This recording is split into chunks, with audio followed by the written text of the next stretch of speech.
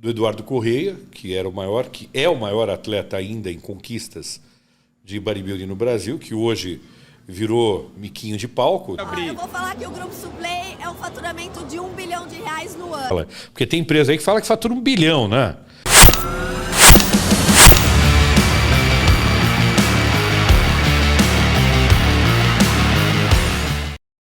Rapaziada, Marcelo Bela aí, dono da Black School, expõe situação com Dennis James e também cita o Eduardo Correia. Dá uma alfinetada nos concorrentes da suplementação e muito mais.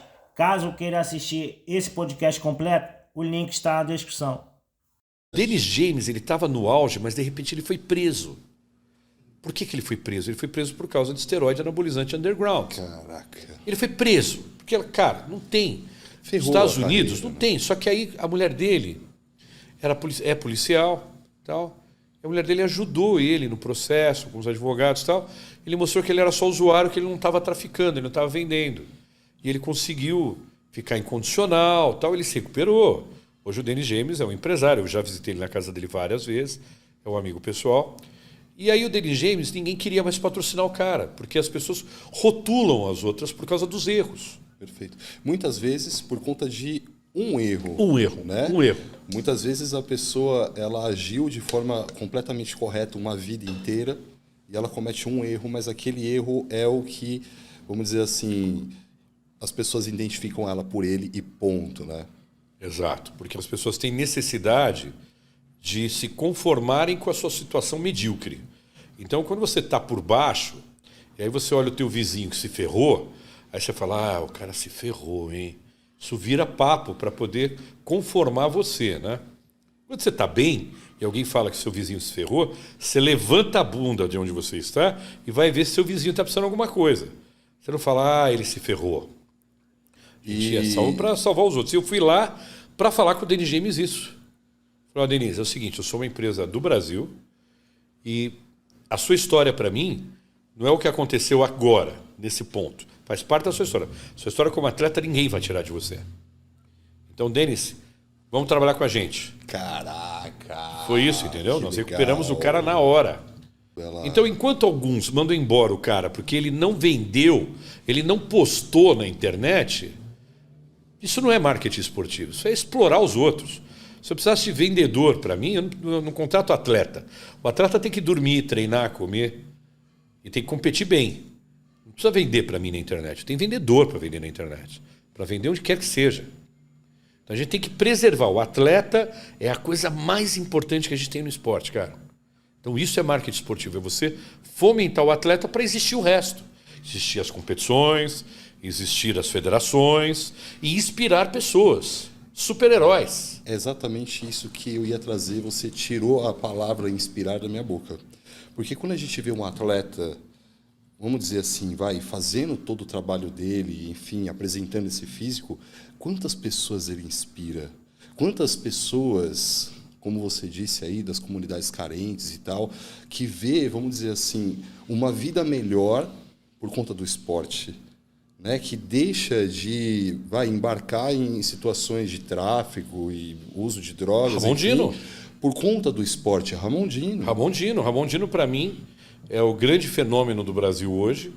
É o cara que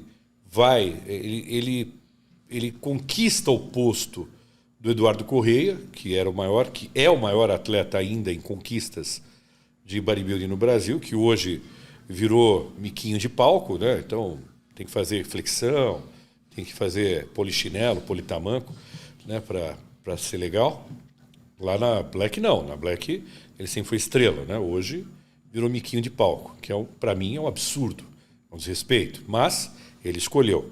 No caso, o Ramon vem de uma área pobre, pouco desenvolvida, e ele tinha tudo para dar errado, né? Pela história dele, comunidade e tudo mais.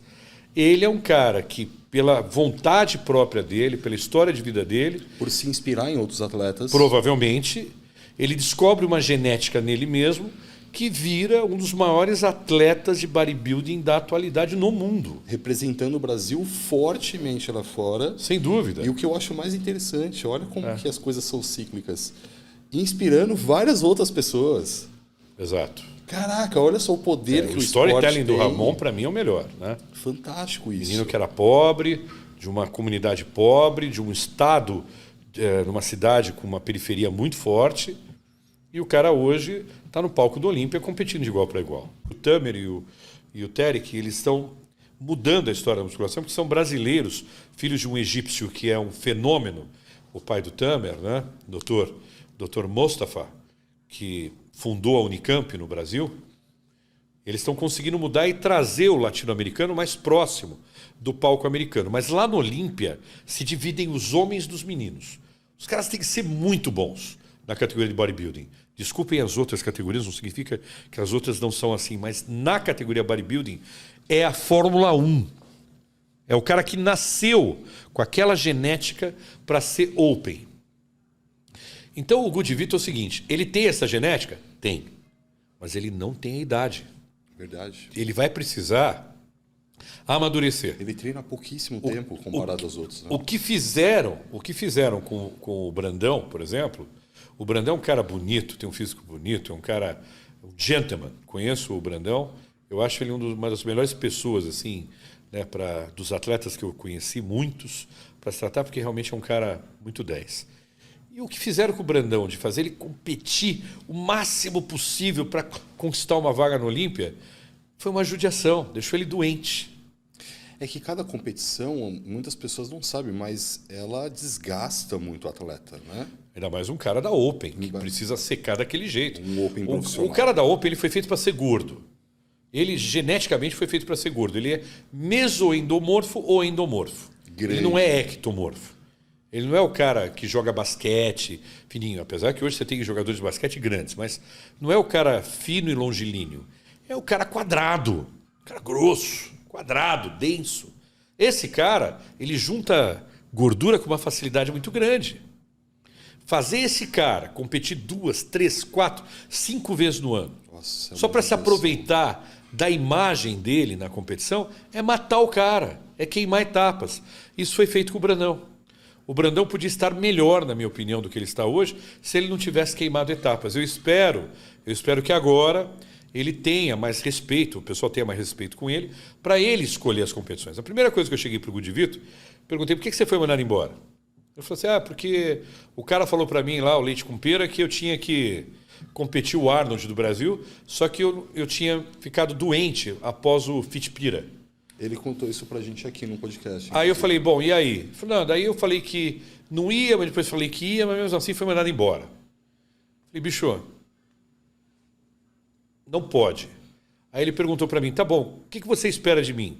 Qual é o planejamento que você tem para mim de competições? Falei, o meu planejamento de competições para você é que você seja feliz. Vai ser feliz, cara.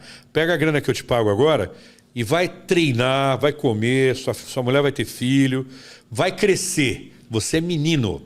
Porque na hora que você chegar lá no Olímpia, os caras vão estar com massa muscular madura. Então o Gudivito, realmente, ele é uma promessa. Mas é uma promessa desde que ele respeite esse timing dele. E que os seus patrocinadores também respeitem ele. Já bateu a meta de vendas? Já. A meta de abril entregue. Já tô tranquila. Já tá tranquilo. Todo mundo comendo, É que perguntaram em questão de números o quanto vendeu na feira. Isso eu acho que não pode abrir. Eu vou falar que o Grupo Suplay é um faturamento de R$1 bilhão no ano, gente. Eu não vou abrir na feira aqui, mas R$1 bilhão em 2023. A gente, com essa meta aí em 2023... É pesado, né? É uma responsabilidade imensa. Sem emitir o faturamento, né, Lala? Porque tem empresa aí que fala que fatura 1 bilhão, né? 1 bilhão, não sei nem se na próxima encarnação. Mas fala. Falar até papagaio fala, né? Eis o ditado. Pois é.